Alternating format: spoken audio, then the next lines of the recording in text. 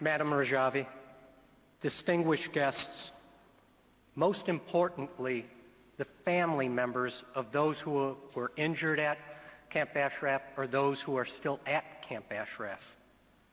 It's an honor for me to be here today. I was a soldier for over 3 decades, and a little over 10 years ago, I first learned of the existence of a group of Iranians dedicated towards democracy in Iran. I researched this group. Little did I know that in a very short time, I would be personally involved with this group, their leaders, and their plight. But first, I have suffered at the hands of terrorists. I was the Director of Security for the Army at the Pentagon on 9/11, September 11th. Shortly thereafter, I deployed as the senior military policeman responsible for many missions in Iraq, and what I consider most importantly, the safety and security for the over 3,000 members of the MEK at Camp Ashraf. Yes, protected persons at Camp Ashraf. I was there when they voluntarily disarmed. I was there when they consolidated at Camp Ashraf. I saw what remained of their other facilities after they were looted and destroyed.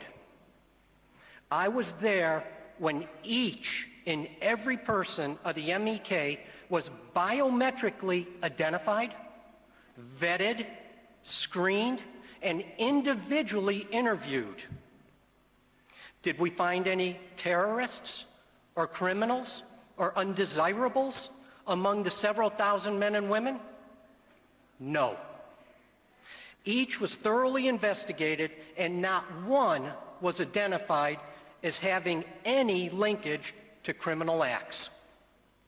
A few had unpaid parking tickets.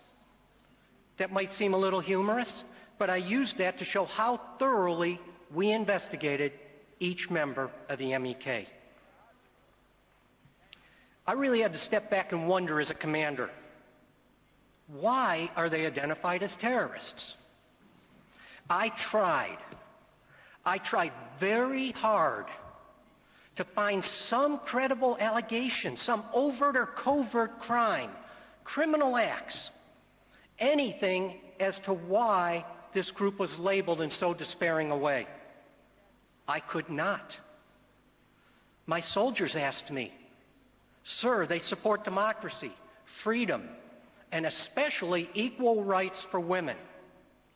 I did not have an answer for my soldiers. And it wasn't rhetoric. I witnessed firsthand equal rights in action at Camp Ashraf. I spent a significant amount of time living and working at Camp Ashraf. I have the pleasure to know almost every senior leader of the MEK at Ashraf and a significant number of their junior members.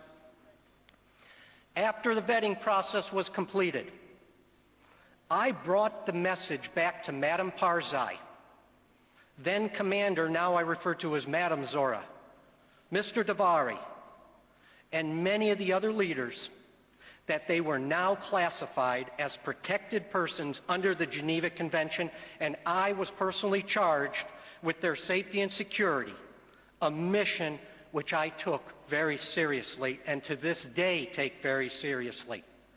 Yes, even now, though I am no longer responsible directly for the safety and security at Camp Ashraf, I still feel morally responsible.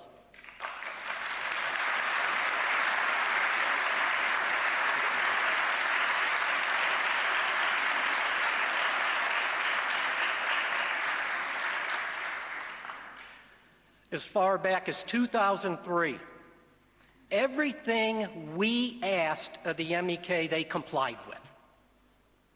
Everything. And we established procedures so they could self-sustain, so that they could go and purchase some of the logistics they needed, but most importantly, in order to allow visitors, especially their family members, to come see them.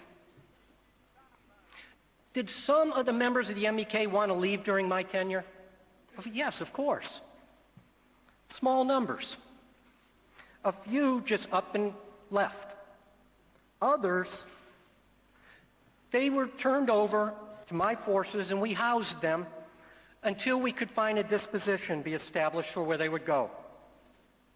There were vague allegations of torture and people being held against their will by the MEK. This is wrong. I had open and unrestricted access to every area on Camp Ashraf, and I took advantage of that. I staged independent, unannounced inspections and never, ever discovered any indication of torture or anyone being kept against their will. And I tried to prove those allegations. But the only thing I was ever able to prove without a doubt was that the allegations were false.